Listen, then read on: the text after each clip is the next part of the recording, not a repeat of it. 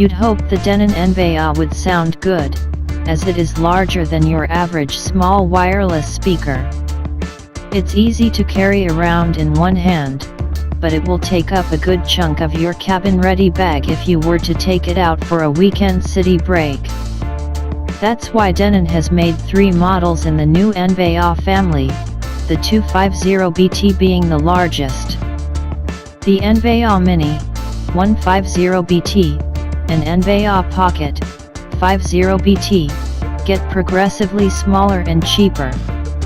This biggie is £169, the Mini £129 and the Pocket £89. But the model we're looking at here will sound the beefiest of the lot. On its own, the Envaya provides a remarkably good stereo image, though. There are many things to like about the speaker's sound, but its large, well-separated soundstage is a real highlight. After listening to it for just a few seconds, we could tell we had something a little special on our hands.